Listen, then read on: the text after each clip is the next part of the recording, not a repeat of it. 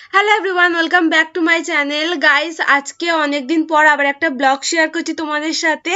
আর সকাল সকাল আমি এই সবজিগুলো নিয়ে মাকে দিচ্ছিলাম, কারণ আমি যখন ব্লগটা স্টার্ট করি তখন বেজে গেছে 10টা 11টা, আর মা রান্নার জন্য সবজি টবজি কাটাকাটি করছিল। এখানে আমার মা এইভাবে বসে আছে, তার জন্য কিন্তু তোমরা আহ, খারাপ কোনো কিছু ভেবো না। আসলে মায়ের পায়ে ব্যথা, মা বসতে পারে না, সেই কারণে মা এইভাবে পাটা বের করে বসে আছে। আর আমি ব্লগটা করছিলাম তখন। তো যা সবজি নেওয়া নেওয়া হয়ে গেছে, মা বলল এবার এগুলোকে নিয়ে ফ্রিজের মধ্যে রেখে দিতে। তো আমি এগুলোকে নিয়ে ভালো করে ফ্রিজের মধ্যে রেখে দিচ্ছিলাম।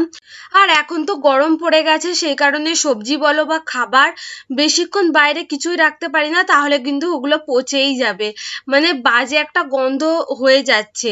তার জন্য বাইরে বেশিক্ষণ কিছু না রেখেই ওগুলোকে ফ্রিজের মধ্যে রেখে দেওয়াটাই ভালো। তো আমি এগুলোকে ফার্স্টে গুছিয়ে রাখলাম, যতটুকু এর মধ্যে ধরে ততটুকু ভালোভাবে গুছিয়ে রাখলাম, পরে মা ঠিকঠাক করে রেখে দেবে। এরপরে মা রান্না করছিল, মা রান্না করতে করতে বাকি কাজগুলো করছিল, আর আজকের রান্নাটা আমাকে করতে বলছিল। তো আমি ওখানে মার সাথে একটু কথা বলছিলাম, মা তারে তেলটাকে অন্য একটা কিছুতে ঢেলে দিচ্ছিল, কারণ আমরা তেলটাকে না বড় একটা বোতলের মধ্যে আগে ঢেলি, তারপরে একটা ছোট্ট বোতল আছে, সেটা মাস্টার্ড অয়েল হোক বা সোয়াবিন বা সানরাইজ অয়েল যেটাই হোক, আলাদা আলাদা আমাদের কৌটোর মধ্যে মানে বটল আছে যার মধ্যে আমরা রেখে দিই। ওইভাবে যদি নেওয়ার হয় তো ওই ছোট্ট বটলটার থেকে ঢেলে ঢেলে নিই। এভাবে নিয়েই আমরা কিন্তু তেলটাকে ইউজ করি, তাতে অনেক তেল পড়ে যাওয়ার যে প্রবলেমটা ওটা কিন্তু হয় না। আর আজকে আমি রান্নাটা করছিলাম, আর মাঝে মাঝে মা এসে একটু করে দেখে যাচ্ছিল। আর কিছু একটা দিতে মা ভুলে গেছিল, মানে পেঁয়াজ কাটছিল আমার মনে হয়। তো মা বলল যে আমি পেঁয়াজ কেটে দিচ্ছি, তুই তারে ওটাকে নাড়। তো পরে একটুখানি সাইড করে মা পেঁয়াজটাকে দিয়ে দিল।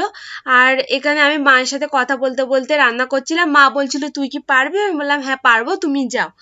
আর আজকে আমি রান্নাটা নিজেই করছিলাম। তোমাদের সাথে আমি একটা কথা শেয়ার করতে চাইবো, সেটা হচ্ছে অনেকেই মনে করে যে আমি রান্না পারি না তাই নিয়ে রহস্য করে। এটা শুধু আমি আমার কথা বলছি না, যারা রান্না জানে বা জানে না, আমি তাদের সবার হয়েই বলছি কথাটা। যারা তোমরা রান্না জানো, নিজেদেরকে বেশি পণ্ডিত যারা ভাবে, তারা খুবই অন্যায় করে। আমার মনে হয় যে তুমি শুধু রান্না জানো বলে তুমি সর্বস্ব জেনে গেছো এর কোনো মানে নেই। আর যে রান্না জানে না তার মানে এই না যে সে কিছুই জানে না।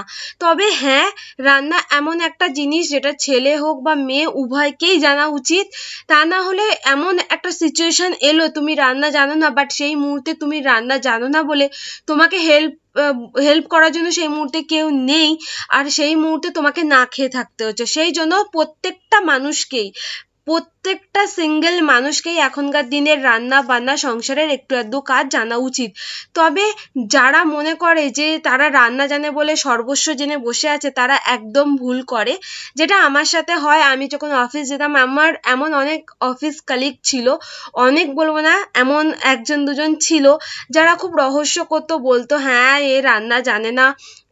আমি খুব একটা পছন্দ করি না যে আমি কি কি জানি সেটা লোককে জানাতে, সেই জন্য আমি কাউকেই বলতাম না আমি জানি। তার মানে এই না যে তুমি জানো না বলে তোমাকে নিয়ে রহস্য করা হবে। আর আমার মনে হয় না আমি কিছু জানি বলে সেটাকে বুক ফুলিয়ে সবাইকে বলে বেড়ানোটাও খুব ভালো জিনিস। শুধু তাই না, আমার এমন অনেক রিলেটিভসরাও আছে যারা অনেক রহস্য করে যে হ্যাঁ শেখা উচিত, শ্বশুরবাড়ি গিয়ে শেখা উচিত, শ্বশুরবাড়ি যেতে হবে একটা মেয়েকে, তাই তোকে শেখা উচিত। যদি রান্না তোমাদের কারো শেখার হয়, আমি তোমাদের সমস্ত সেই মেয়ে বলো বা ছেলেদেরকে বলবো, শ্বশুর বাড়ি যাওয়ার জন্য শিখো না, নিজের ভালো লাগলে তবে শিখো। একটু আধটু ডেফিনেটলি তোমাদের জানা উচিত। রান্না ডেলি বেসিসে বলো বা এমন কিছু সিচুয়েশনের জন্য বলো যখন তোমাকে হেল্প করার কেউ নেই, এই জন্য শেখো। এই না তোমাকে শ্বশুর বাড়ি যেতে হবে, গিয়ে অন্যের রান্না করতে হবে, এই জন্য তোমার শেখা উচিত। এই জন্য হলে কখনোই শিখো না।